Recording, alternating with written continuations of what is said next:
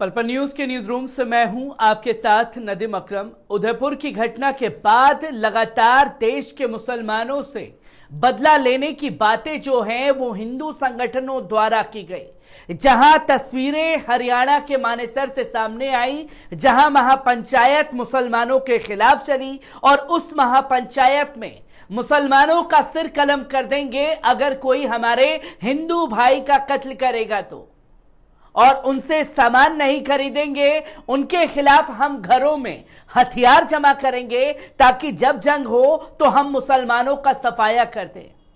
कुछ ऐसी ही बोली हरियाणा के मानेसर की महापंचायत में बोली गई और अब उसका असर देखने को यह मिला कि मानेसर से 300 से ज्यादा मुस्लिम परिवार पलायन कर चुके हैं, जो कि एक बहुत बड़ी संख्या दिखाई देती है और यह बताता है कि आखिरकार किस तरीके से समाज में नफरत घोलने की कोशिश की गई है, जिसकी तस्वीरें मानेसर से सामने आई हैं।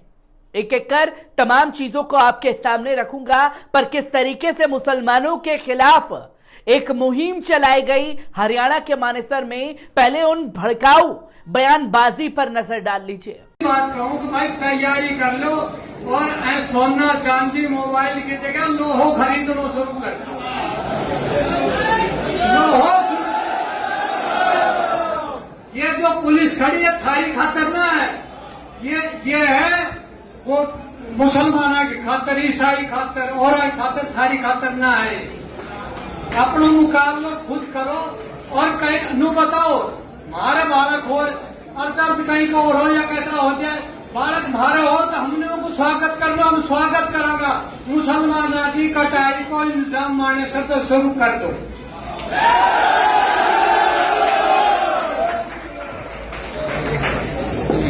को दबाने के लिए उन्होंने गर्दन तक उतार दी। उनको ये डर नहीं है कि वो 20 है और हम 90 है, तो इसका मतलब हमें हावी होना पड़ेगा और किसी की गर्दन उतारनी पड़े तो हमारा युवा भी, हम भी अपने धर्म की रक्षा के लिए उतार देंगे। और भाई जो बात ये हो रही है कि नाई की दुकान जाते हैं, हमारे जो पहले गाड़ी बनाते थे, बाल काटते थे, वो लोग कहाँ गायब हो गए? जो लोग हमारे कारपेंटर का काम करते थे, मैकेनिक का काम कहाँ करते थे, वो कहाँ गायब हो गए? हमें उनको ढूंढना है। अगर उनकी ट्रेनिंग पे खर्च करवाना है, किसी को पार्लर की ट्रेनिंग देनी है, किसी को इसकी नाइयों की ट्रेनिंग देनी है, और 5 शोरूम मैं आप लोगों के सबके सामने वादा करता हूं, 5 शोरूम अगर कोई नाई या कोई बिना नाई आके अगर इस तरह का खोलना चाहता है, उसके लिए पैसा मैं लगाऊंगा। लेकिन आप उस बच्चे को तो सामने लाओ जो खोलना चाहता है। इनको अपने खोलेंगे, इनको भगाएंगे, क्योंकि बिना बाल कटवाए ना आप रह सकते हो ना मैं रह सकता हूं। तो पहले हमें सप्लाई शुरू करनी है और इनको फिर लात मार के भगाना है यहाँ से। तो जय श्री राम, बहुत बहुत धन्यवाद आपका। आपने ये वीडियो देखा। इस वीडियो में आप साफ शब्दों में देख सकते हैं कि किस तरीके से मुसलमानों के खिलाफ एक हुंकार भरी गई और उसका असर अब ये हुआ कि मुसलमानों को कारोबार से दूर करने की कोशिश की गई। अगर कोई मुस्लिम हिंदू बस्ती में चला जाए तो उसके साथ दुर्व्यवहार की घटना जैसी धमकियां दी जाने लगी और तस्वीर फिर यह आई कि 300 मुस्लिम परिवारों को मानेसर से पलायन करने के लिए मजबूर किया गया। किस तरीके से पूरा मामला सामने आ रहा है, पहले इस पर नजर डालते हैं। 3 जुलाई को मानेसर में हुई महापंचायत के बाद लगभग 300 मुस्लिम परिवार पलायन करके अपने गृह राज्य असम चले गए हैं। बचे हुए परिवारों में भी डर व्याप्त है। इस पंचायत में बिना पहचान पत्र व बिना पुलिस वेरिफिकेशन के रह रहे पूर्वोत्तर के मुसलमानों की पहचान कर उन्हें वापस भेजने का निर्णय हुआ था, जिसके बाद ये पलायन शुरू हुआ है। इस बारे में पूछने पर मूल रूप से असम के बरपेटा जिले के रहने वाले नियामत अली ने बताया कि मानेसर में हुई महापंचायत के बाद लोगों ने काफी विचार विमर्श किया और फिर पलायन का फैसला किया। अपना आधार कार्ड दिखाते हुए उन्होंने पलायन करने वाले परिवारों का दर्द बयां किया। नियामत ने बताया कि उनके पास आधार कार्ड है लेकिन पुलिस वेरिफिकेशन नहीं हो पाया है, जबकि महापंचायत में बिना पुलिस वेरिफिकेशन के रहने वालों को वापस भेजने का फैसला किया गया था। इस समय मानेसर में करीब 8 से 10 अल्पसंख्यक परिवार ही रह गए हैं, वे भी ठेकेदार से अपने कबाड़ के पैसे लेने के बाद अपने राज्य लौट जाएंगे। महापंचायत में हुए फैसले व हिंदुओं की चेतावनी के बाद अब लगातार इन प्रवासियों को स्थानीय लोगों द्वारा डराया धमकाया जा रहा है। मौके पर मौजूद रिकबुल इस्लाम ने बताया कि अब जब भी वे बाहर जाते हैं तो उनसे वैध पहचान पत्र की मांग की जाती है। पहचान पत्र दिखाने पर उसे लोग हाथ से छीन लेते हैं और अपने पास रख पुलिस वेरिफिकेशन के बारे में सवाल करते हैं। पुलिस वेरिफिकेशन अब तक नहीं हो पाया है, इसलिए उनको धमकाया जा रहा है। बड़ी मुश्किल से आधार कार्ड वापस लेकर लौटे रिकबुल अब बाहर निकलने से भी डर रहे हैं। मौके पर मौजूद शराब की बोतलें व कबाड़ के अन्य सामान देखकर स्पष्ट था कि पलायन करने वाले सभी लोगों ने आनन फानन में आशियाना छोड़ने का फैसला किया होगा। कुछ तो ऐसे भी थे जो कबाड़ तो बिनकर लाए लेकिन उसे ठेकेदार को नहीं दे सके।